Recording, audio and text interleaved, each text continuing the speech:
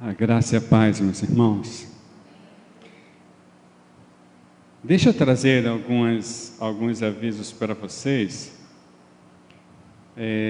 São avisos importantes. Nós pensamos em começar a falar no início de dezembro, porque precisamos estar certos de como vai acontecer. Então, a Paula já falou que em janeiro a gente já volta com a nossa reunião da manhã, né? Se tudo der certo, assim vai ser mantido. Presta atenção na nossa programação no final de ano. No dia 24, que é uma sexta-feira, né, geralmente nós fazemos o Natal em família. Então a nossa oração é que você esteja em família na sua casa, no dia 24. No dia 25, é um sábado, às 19 horas, nós estaremos aqui para vivermos esse momento em família, Betânia, tá? No dia 25, 19 horas, como sempre fazemos. No dia 26, que é um domingo, não teremos programação, certo? Então vamos estar juntos, ou estaremos juntos no dia 25. No dia 26, que é um domingo, não teremos programação. E aí, a minha sugestão é que você esteja sempre em família. No dia 31, é uma sexta-feira, nós, como todo ano, faremos o culto de ação de graças por mais um ano em nossa vida, tá? Esse ano foi um ano de muitas lutas, mas também muitas bênçãos para nós. E nós estaremos aqui para agradecer a Deus às 19 horas, no dia 31 às 19 horas, sexta-feira. No dia 2, aliás, no dia 1º é um sábado, é feriado naturalmente, e no dia 2, que é domingo, não teremos programação, tá? A minha oração é que você esteja em família, tá? A gente vai avisar mais durante o mês. A gente já vai começar 2022, né, trazendo algumas reformas, né? Em janeiro já está tudo fechado, janelas compradas, a porta comprada, né, a firma contratada. Então, em janeiro, nós começaremos a trocar essas 4 janelas, aliás, as 5 janelas serão 4 janelas e uma porta, por causa, né, das exigências dos bombeiros. Precisamos ter uma porta de saída de emergência. Então, teremos aqui 4 janelas e uma porta. O que vai trocar isso, Emilson? Basta vocês olharem, né? A gente já tem dito, elas não fecham nem abrem mais. Essas janelas são da década de 1970, certo? Então, a gente já vai começar em janeiro, e aí, assim que der, depois de trocar essas, nós passaremos para essas aqui, e no próximo passo é reformar todos os nossos banheiros, que para nós, na liderança, é o mais importante. Mas por questão de segurança, nós teremos que fazer as janelas. Tá? Então, quero agradecer a Deus pelo aniversariante da semana, Silvete está ali. No dia 11, Silvete aniversaria. E a minha oração para você, Silvete, é que Deus continue abençoando sua vida, multiplicando os seus dias e colocando sempre palavras poderosas em seus lábios, para a honra e glória dele. Parabéns, minha irmã. Estamos em Romanos capítulo 12. Romanos 12. Falei nos meses de outubro e novembro sobre justiça e misericórdia na soberania de Deus. Somos todos iguais, né? E na semana passada eu comecei a falar sobre a vida na comunidade, ou a vida da comunidade no altar. Como se faz? Vimos semana passada sobre Paulo apresentando a motivação para a oferta pessoal. Vimos sobre o sacrifício que agora é vivo, pessoal e intransferível. Vimos que o meu corpo presta culto racional a Deus e que esse culto racional me indica a transformação em obediência. A gente viu isso tudo em Romanos capítulo 12, nos versos 1 e 2. Vamos ver, ou estamos vendo hoje, Romanos 12, 3 a 5, Romanos 12, 3 a 5. Já falei pela manhã sobre ele, né? Disse que precisamos falar pela graça que nos foi dada e exercer a humildade, não olhando para o orgulho, tá? Então, Romanos 12, 3 a 5. O meu intuito é que a gente reflita para participar da ceia. Pois pela graça que me foi dada, digo a todos vocês, ninguém tenha de si mesmo um conceito mais elevado do que deve ter, mas, pelo contrário, tenha um conceito equilibrado de acordo com a medida da fé que Deus lhe concedeu. Assim como cada um de nós tem um corpo com muitos membros, e esses membros não exercem todos a mesma função, assim também em Cristo, nós que somos muitos, formamos um corpo, e cada membro está ligado a todos os outros. Eu entendo que nós precisamos refletir sobre a arte de viver nesse corpo. A arte de viver nesse corpo é muito importante. Eu vou convidar você para um exercício agora. É um exercício, você já sabe, você não é obrigado a nada agora, certo? Aliás, você não é obrigado a nada aqui, certo? Então, eu vou te convidar a fechar os olhos para fazer um exercício. Se você quiser, está tranquilo. Se você não quiser, também tranquilo. Mas o meu objetivo é fazer com que você exerça uma imersão agora, tá? Veja, a gente está vendo a carta do apóstolo Paulo aos Romanos. Eu vou manter minha cabeça baixa, eu quero ver você livre, não olhar para você. A gente está vendo a carta do apóstolo Paulo aos Romanos. A gente percebe uma igreja, a gente tem falado sobre isso, uma igreja comum, com muitos membros, né, pessoas gentis, tá? São gentílicas, quero dizer, são pessoas que não eram ou que não são judeus. Vemos uma igreja com poucos judeus, vemos uma igreja em conflito, e por isso o apóstolo Paulo fala da importância do judeu nessa história.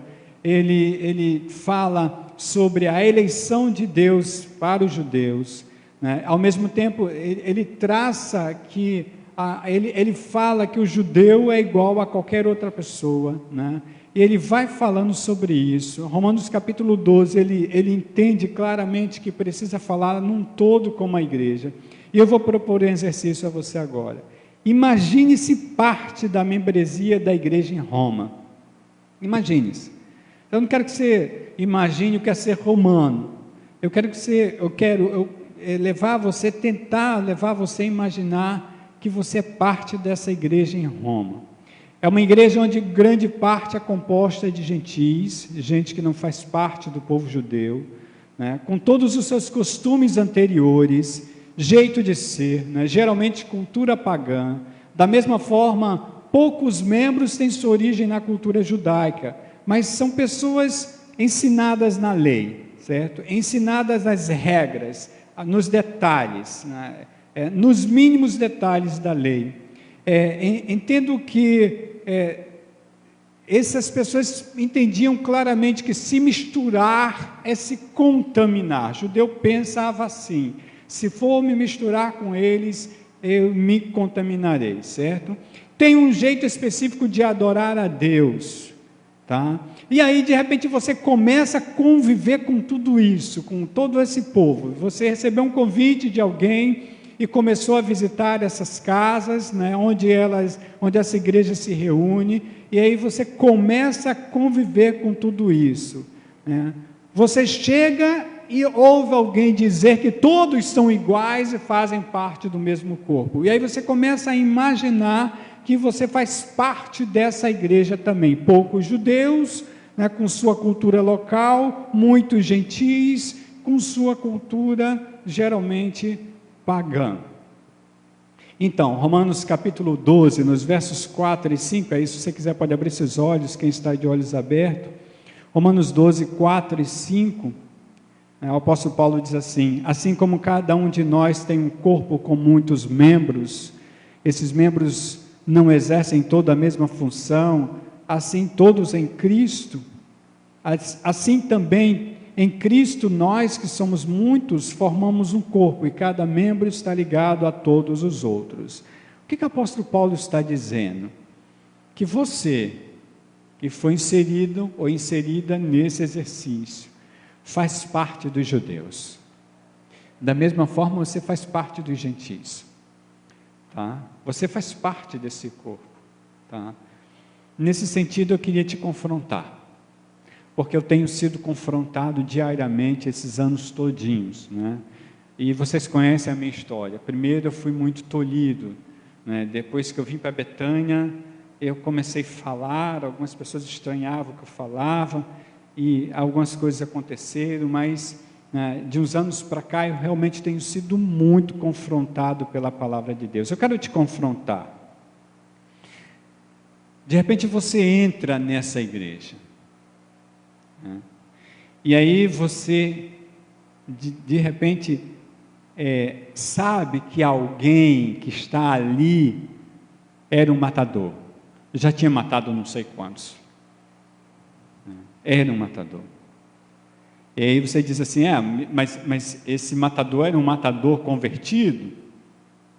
Bom, ele está na igreja, ele está frequentando, certo?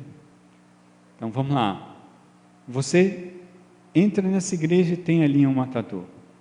Você vai lidar com adolescentes cheios de tatuagens, de piercings, e gente que acha que a programação correta para adorar a Deus é a sua, e que quem quiser que aceite, se não quiser aceitar pode sair fora, né? Você vai conviver com esse adolescente, tá? Você vai conviver com aqueles que você acha que tem um jeitinho meio estranho, meio esquisito. Inclusive você chega para os seus filhos e diz assim, eu acho que evite viver com fulano tal, porque ele tem um jeitinho meio esquisito, ele pode ser uma boa influência para você. Você vai topar com pessoas assim nessa igreja. Tem aqueles que são meio revolucionários, eles por tudo gritam, exigem seus direitos. Aqui não é assim não, assim, vocês acham que é isso aqui não é uma igreja, não é de liberdade que vocês falam? Você vai conviver com essas pessoas. E ainda os que lutam contra os seus vícios diariamente. Tem gente que diariamente luta contra a pornografia, prostituição, dependência química, seja lá o qual for. Eu não estou falando só da maconha, da cocaína, eu falo do álcool, mas eu também falo do medicamento para dormir, que muitos entre nós fazemos usos, né, de alguém que de repente arruma uma receitinha e compra sem nem médico ter passado, tá? Então eu estou falando de uns que de repente lutam contra as suas dependências. Essa dependência pode ser emocional, pode ser uma dependência emocional, pode ser que tenha alguém que dependa de alguém, né, e que não consegue sobreviver sem esse outro alguém. Você de repente vai topar com os ansiosos e depressivos. Estamos cheios de gente assim, ansiosos e depressivos.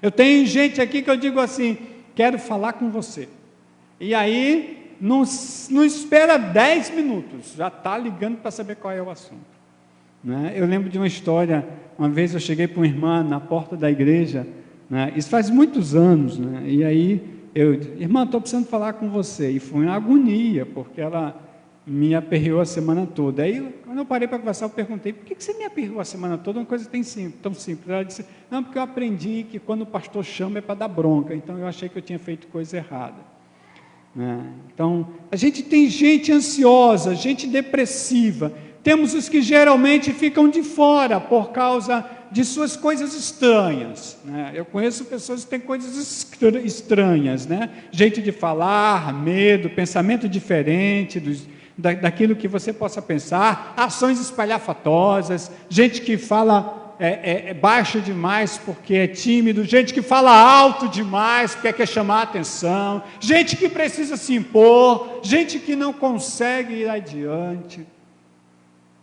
Isso é igreja. Isso é igreja, irmãos. E eu fico imaginando, eu fico tentando entrar na cabeça do apóstolo Paulo, né? Lidar com judeus e gentis ao mesmo tempo, né?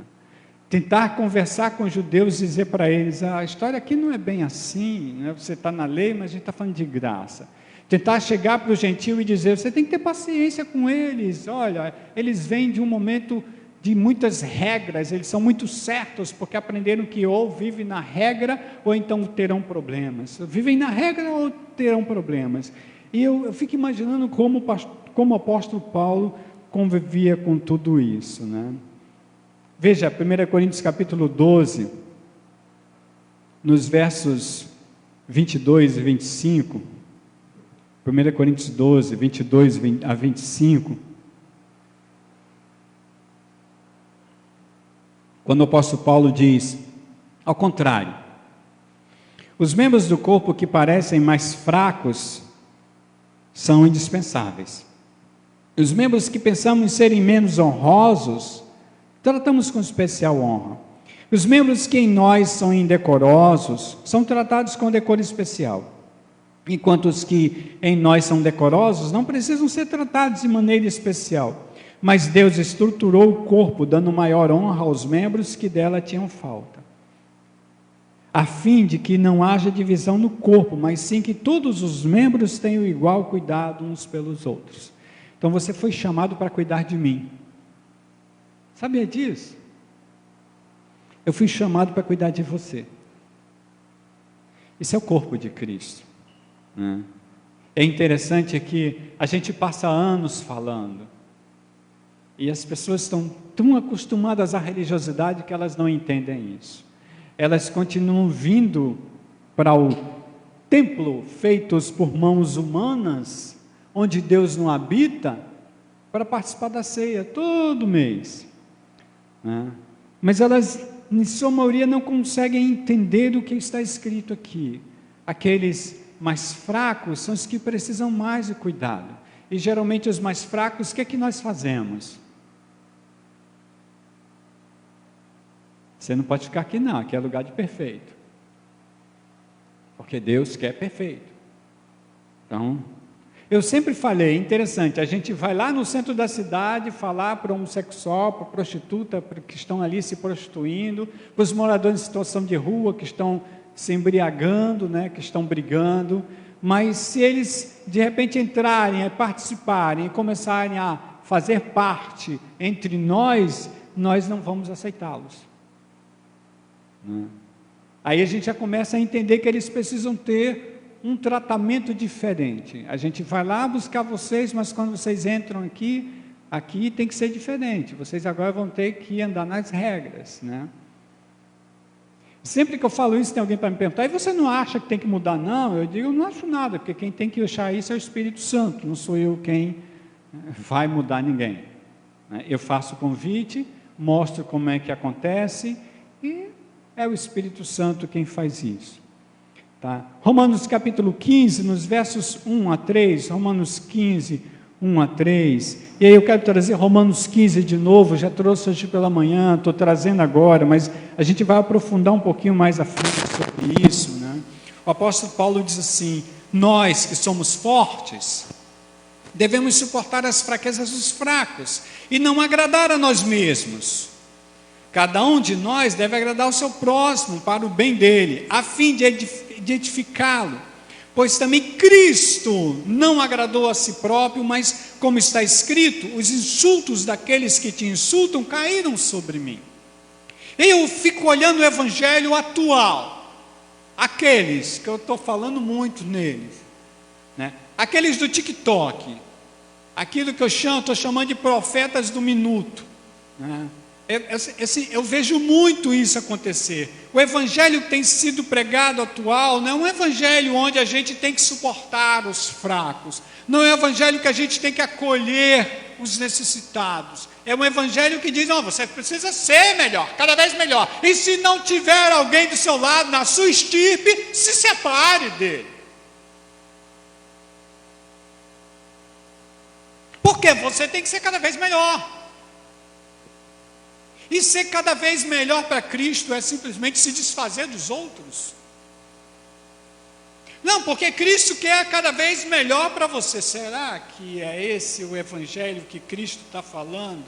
Será que é esse o evangelho que o apóstolo Paulo está falando? E eu não tenho muito tempo hoje, mas aí eu quero no futuro trabalhar isso. A gente vai continuar trabalhando. Mas veja, na realidade, Cristo faz diferente. Me parece que pessoas que não conhecem Cristo falam de Cristo como se conhecesse Cristo, e o que falam é como se o Cristo que é falado não seja o Cristo que a Bíblia relata, é o Cristo criado. O abuso foi proposital. Veja Gálatas capítulo 6, os versos 1 e 2. Gálatas 6, 1 e 2. Irmãos, se alguém for surpreendido em algum pecado, vocês que são espirituais, deverão restaurá-lo com mansidão. Cuide-se, porém, cada um para que também não seja tentado. Levem os fardos pesados uns dos outros, e assim cumprirão a lei de Cristo. Depois ele vai dizer que nós devemos levar nossos fardos pessoais, né? Que tem a ver com cuide-se para não ser tentado, certo? Então, na realidade, aqui o quadro é como se eu tivesse que abraçar o ferido e caminhasse junto com ele. E se tivesse que ser mais lento, Emilson, seria mais lento. O que importa aqui é estar com ele para restaurá-lo. O que importa aqui é não desistir dele. Porque, sabe por quê? Olha só o que eu vou dizer para você. Primeiro, a gente precisa aprender a arte de viver no corpo. Segundo, você sabia que você foi chamado para servir? Você foi chamado para servir. Você foi chamada para servir. O chamado é para serviço. O chamado não é para salvação, né? Eu lembro que a primeira vez que eu falei isso aqui em Betânia, 16 anos atrás, foi um escândalo. Algumas pessoas me procuraram depois para dizer: você está dizendo heresia, porque Jesus nos chama para sermos resgatados. Tá, tudo bem, mas o que é resgatar? O que é ser resgatado? Eu não fui chamado para ser resgatado na realidade. Porque olha só o que Deus quer no Éden. Deus quer criar, né, ou Deus cria um sistema ou um ecossistema para que as pessoas vejam esse ecossistema e digam: isso é muito bom, quero isso para mim. Esse é o objetivo. Quando Deus coloca o homem e a mulher no Éden, ele diz assim: cresçam e multipliquem-se. E esse cresçam e multipliquem-se está incluso na ordem. Está vendo a árvore? Não coma do fruto da árvore. Ou seja, passe para frente isso. Quando a gente vai para o povo de Israel, a gente já viu isso centenas de vezes, não vou exagerar, mas dezenas de vezes esse ano aqui. Deus simplesmente amou o povo de Israel e disse: ó, vou abençoar vocês, porque o povo, as outras nações olharão para vocês e verão que eu estou abençoando vocês e vão querer ou estarão me seguindo, através do que verão em vocês. E aí Israel fez o que fez, né? Essa semana colhendo material para a classe de casais, eu peguei uns textos que eu fiquei pensando assim: será que eu passo isso aqui para frente? Porque tem uns textos bíblicos que a gente falando sobre a prostituição do povo de Israel, porque idolatria para Deus é prostituição. Como Israel se prostituía com os outros deuses. E aí, a gente vê os profetas falando de uma forma grosseira para nós. E a gente não entende isso. Porque na realidade a gente não entende para que foi chamado, né? Quando as pessoas começaram a dizer: você precisa repetir, você é o príncipe de Deus, você é a princesa de Deus, você é filho, é filha do rei dos reis, você precisa falar porque você merece. É para isso. Quando o apóstolo Paulo fala em Romanos capítulo 12, verso 4, vocês fazem parte de um só corpo, apesar de serem muitos membros. Ele diz assim, esses membros não exercem a mesma função, mas vocês são um corpo, porque são membros diferenciados, ou seja, com funções diferentes. Cada membro está ligado a todos os outros.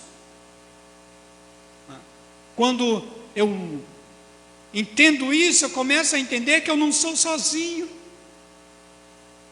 Eu não sou sozinho, irmãos. E Silvete ali, aniversariante da semana. Irmão Sebastião, o marido dela está em casa, porque não pode estar aqui conosco. Irmão Isidro está em casa, porque não pode estar conosco. Irmã Geni está em casa, porque não pode estar conosco. Está aqui irmã Socorro, só aguenta atravessar a rua. Eu tenho Edna e Moraes, obrigado. Edna e Moraes aqui na rua. Edna ainda está vindo de vez em quando, consegue sair devagarzinho e vem. Mas olha só, essas pessoas fazem parte de você. Essas pessoas fazem parte de mim, com todas as suas dores, com todos os seus problemas, com todas as coisas boas. Porque na realidade nós somos um ou não somos? Quando eu olho para uma igreja que despreza a outra, como é que eu posso ver isso? Não somos um? Que história é essa? Que evangelho é esse? Você foi chamado para servir. Veja Lucas capítulo 4, nos versos 18 e 19.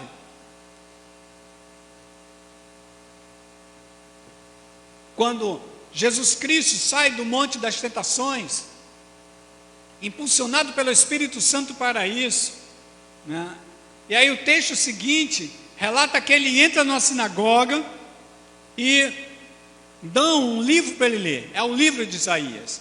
Ele abre o livro de Isaías e lê, e aí ele fala, o Espírito do Senhor está sobre mim, porque Ele me ungiu para pregar boas novas aos pobres, Ele me enviou para proclamar liberdade aos presos e recuperar a vista aos cegos, para libertar os oprimidos e proclamar o ano da graça do Senhor. Depois ele vai dizer assim, se cumpriu hoje essa palavra. É quando a gente olha na história do Evangelho, e aí vem vivência dele, trabalho dele, entre o povo dele ali naquele momento, ele cumpre o espaço dele como homem. E aí chega o momento, ele vai à cruz, ele é crucificado, morto, sepultado, ressuscita, convive com os seus discípulos cerca de 40 dias na terra, e depois sobe aos céus. Mas aí ele diz, eu não deixarei vocês sós, eu enviarei o ajudador. E aconteceu isso registrado lá em Atos 2. É o próprio Deus, o próprio Jesus Cristo, não é, em espírito, que está em nós, e a missão é a mesma. Como é que você sabe disso, Emilson? Capítulo 25 de Mateus, nos versos 31 a 40, e aí nós não vamos ler todo, porque o texto é comprido. Mas veja, Mateus 25, 31 a 40. Olha como é que Jesus Cristo fala já no verso 31. Quando o Filho do Homem vier com sua glória, com todos os anjos, ele se assentará em seu trono na glória celestial. Todas as nações serão reunidas diante dele, e ele separará uma das outras como pastor. Separará as ovelhas dos bodes, né? Ele colocará as ovelhas à sua direita e os bodes à sua esquerda. Então o rei dirá aos que estiverem à sua direita, venham benditos do meu Pai, recebam como herança o reino que foi preparado para vocês desde a criação do mundo. Aí ele vai descrever por que esses são benditos. Por que esses são benditos? Ele descreve, você pode ler, está aí, né? Depois ele vai descrever por que os que não são benditos não são, né? Então na realidade ele vai dizer, no verso 40, digo a verdade, o que vocês fizeram a algum dos meus menores irmãos, a mim o fizeram. Então na realidade você foi chamado para servir.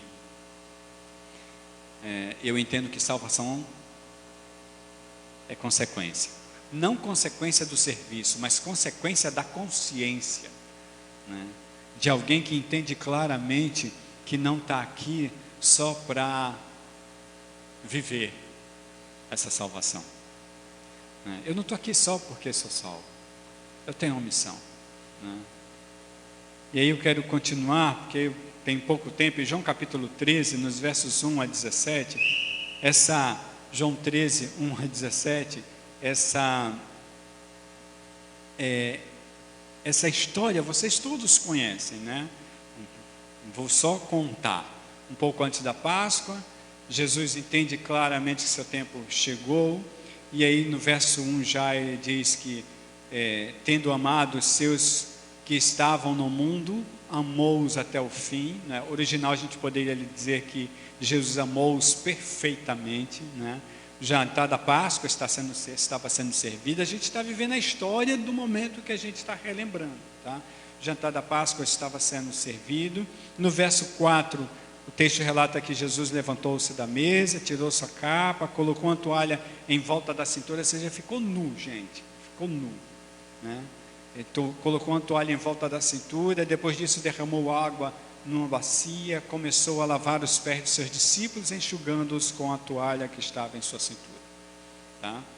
Jesus estava possivelmente com a túnica de baixo, que era nudez naquela época. Ele pega a toalha, põe na cintura, e aí ele se chega para lavar os pés dos seus discípulos. Pedro não aceita, Pedro se revolta com isso. Jesus diz que Pedro não está entendendo nada, que no futuro ele vai entender. E aí no verso 12, quando terminou, Jesus simplesmente tornou a se vestir e perguntou para eles: vocês entendem o que eu fiz com vocês? Estão entendendo? E eu fico pensando naquele momento que talvez um olhando para o outro, não entendiam nada. Como é que pode o Senhor, o Mestre, o Salvador, né? Como é que pode? É o escravo, é o escravo da pior estirpe, aquele que lava os pés, aquele que não serve para nada e botam ele para lavar os pés. Como é que pode uma coisa dessa? Jesus questiona os seus discípulos. Esse é o questionamento para a gente hoje, gente. Esse é o questionamento para a gente hoje. Vocês entendem o que fiz com vocês? E aí ele diz: vocês me chamam mestre, Senhor, com razão. Ele assume isso. Eu sou. Pois bem, se eu, sendo Senhor e mestre de vocês, lavei os seus pés, vocês também devem lavar os pés uns dos outros. O que ele está querendo dizer: vocês precisam ajudar uns aos outros. Vocês fazem parte uns dos outros. Vocês estão ligados uns aos outros. Vocês são um. E vocês precisam cuidar uns dos outros. E vocês precisam lavar os pés uns dos outros. Vocês precisam fazer igual. Também devem lavar os pés uns dos outros. Verso 15. Eu dei o exemplo para que vocês façam como lhes fiz. Digo verdadeiramente que nenhum escravo é maior do que seu senhor, como também nenhum mensageiro é maior do que aquele que o enviou. Agora que vocês sabem essas coisas, felizes são se as praticarem. Isso aqui é evangelho. Isso aqui é evangelho. Eu quero avançar com você para Mateus capítulo 20, nos versos 20 a 28. Mateus 20, 20 a 28. Aqui tem uma outra treta. A mãe de João e Tiago simplesmente resolve fazer tráfico de influência. E chega para Jesus: mestre, eu tenho aqui meus filhos. E ele pergunta: o que é que você quer? Ela faz: declara que no teu reino esses meus filhos se assentarão um à tua direita e outro à tua esquerda. E aí Jesus diz: vocês não sabem o que vocês estão pedindo. Vocês não têm nem ideia, vocês nem imaginam, né? E os caras dizem: não, a gente está pronto para isso. Eles sabiam, não sabiam nem o que iam passar, mas disseram que estavam prontos, né? E aí Jesus, tudo bem, vocês podem até estarem prontos, vocês vão passar comigo realmente tudo que eu vou passar, mas não cabe a mim dizer quem vai ficar à minha direita e quem vai ficar à minha esquerda. Os outros discípulos viram isso, e cheios de inveja, começaram a discutir uns com os outros, para saber quem era o maior. Pense numa confusão, e eu fico imaginando Jesus pensando ali, caramba, esses caras não aprendem, falei tudo que ia acontecer e eles continuam do mesmo jeito, né? E aí Jesus, na confusão, Jesus disse, vamos parar com isso, olha só, preste atenção, vocês estão agindo como os reis na terra, como os líderes políticos, vocês estão agindo como os presidentes, disputando para saber quem é o menor, quem é o maior, quem vai ganhar o quê, quem vai fazer o quê, vocês estão com tráficos de influência, o que vocês acham que isso aqui é? Vocês estão indignados por quê?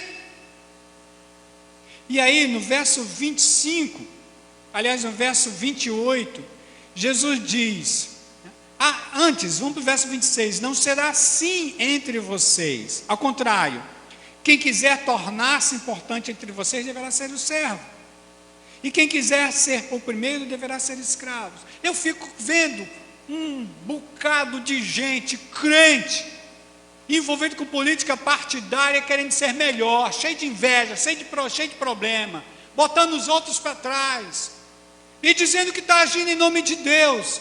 Deviam ouvir isso aqui, deviam ler isso aqui. Vocês precisam entender que vocês precisam ser os menores, vocês não são maiores, né? Ganhar para Jesus é perder. Vocês não entenderam isso ainda? E aí, não deve ser assim entre vocês, vocês precisam entender que vocês precisam ser escravos, servos uns dos outros. Ouviram isso, gente? Preste atenção, quando vem essa pregação michuruca de você pode tudo, você é o maior, você é a maior, você precisa ficar com quem é bom, descarte os que são ruins, você entenda que você foi criada, simplesmente para servir, e servir os mais fracos principalmente.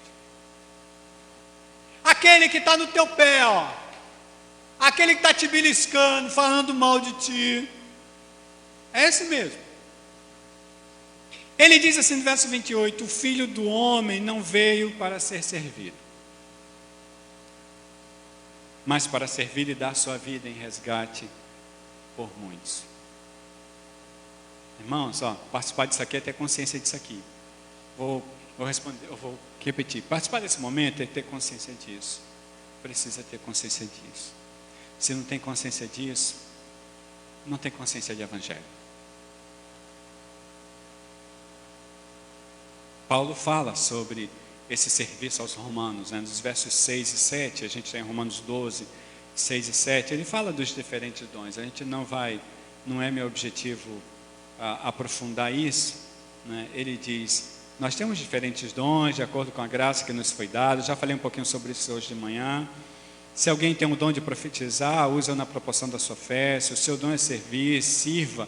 Se é ensinar, ensine. Se é dar ânimo, que assim faça. Se é contribuir, contribua generosamente. Se é exercer liderança, que a exerça com zelo. Se é mostrar misericórdia, que o faça com alegria, né? Eu tenho conversado com gente que tem medo disso aqui, nunca tem tempo, nunca pode, né?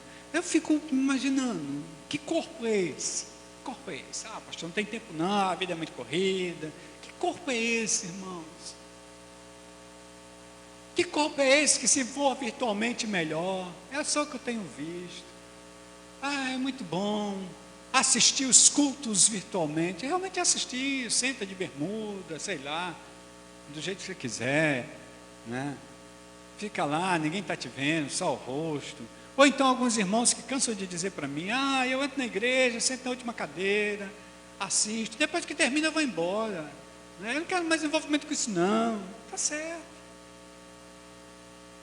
Está certo. Mas eu não estou falando de você ser trancado dentro de 4 paredes para exercer serviço dentro de 4 paredes. Eu estou falando que os necessitados estão aí. Eles estão aí. E eu tenho falado sobre eles. Então, nesse sentido, esse serviço não é um exercício de qualquer forma, né? Viver evangelho não se vive de qualquer forma, irmãos. Não se vive. Não se vive. Não é assim, eu faço a minha meditação diária, eu oro meu tempinho diariamente, no sábado, no domingo. No sábado eu participo do culto dos jovens.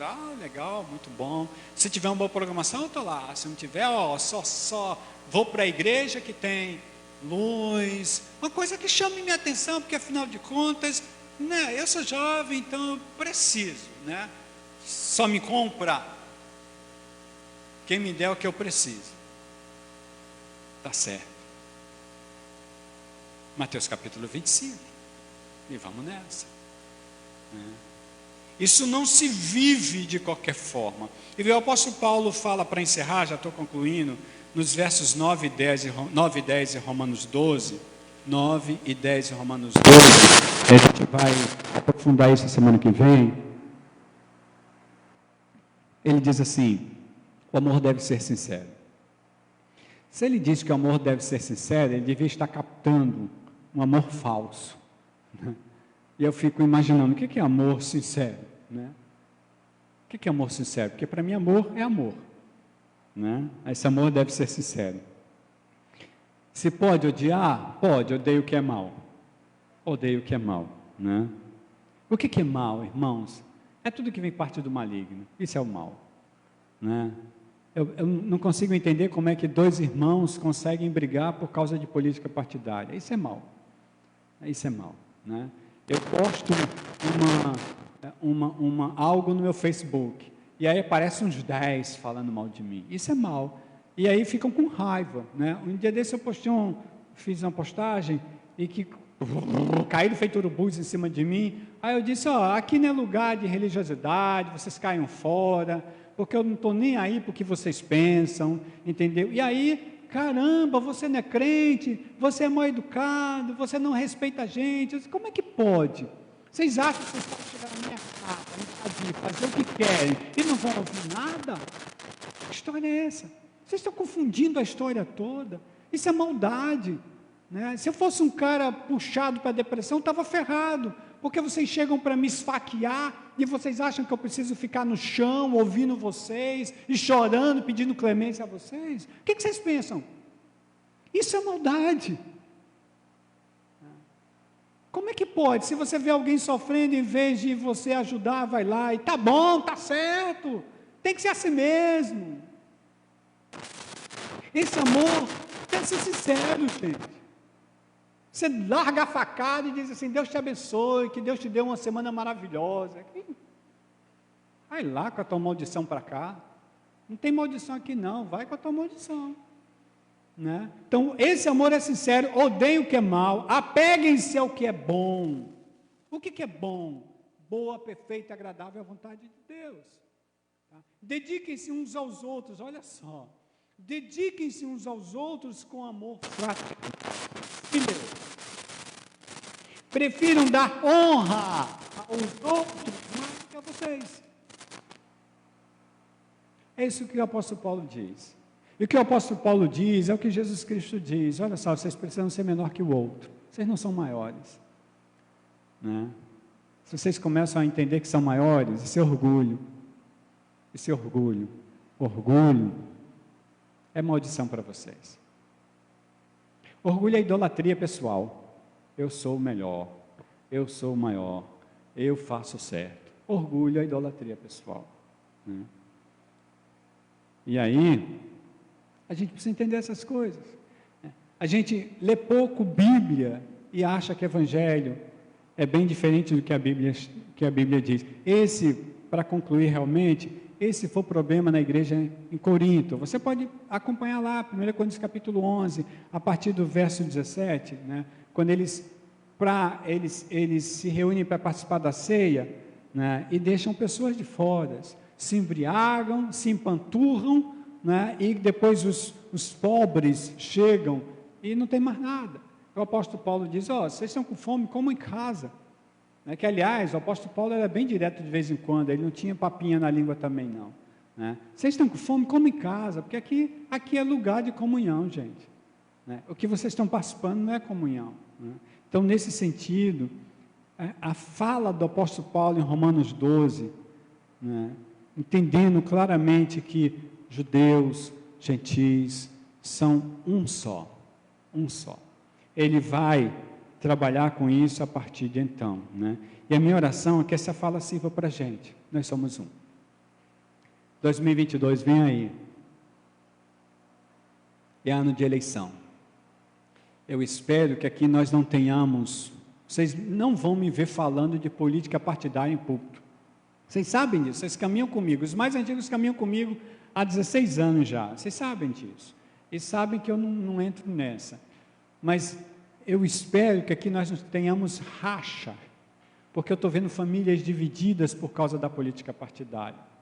Famílias de evangélicos, irmãos, né? Eu mesmo caminho com uma pessoa que eu digo: Emilson, eu não sei o que faço, porque eu quero estar com os meus irmãos, mas eu entro e aí logo começam a fustigar, entendeu? E aí a minha oração é que nós entendamos quem somos para Deus, qual é a nossa missão, né?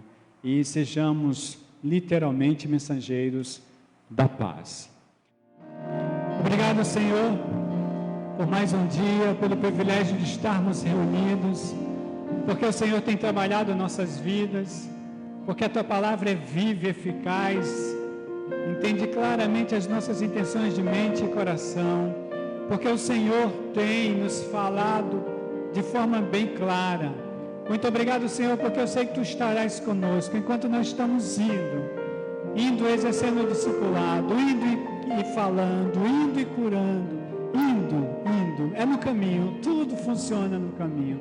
Obrigado, Senhor, porque o Teu Espírito caminha conosco, porque Tu estás em nós, e porque nós somos parte desse corpo, que para mim, eu entendo assim, é a igreja que é a resposta para os mais necessitados, é a resposta para as nações, é a igreja que é a resposta para a política brasileira, porque é a igreja que pode ser usada por Deus em amor para transformar vidas.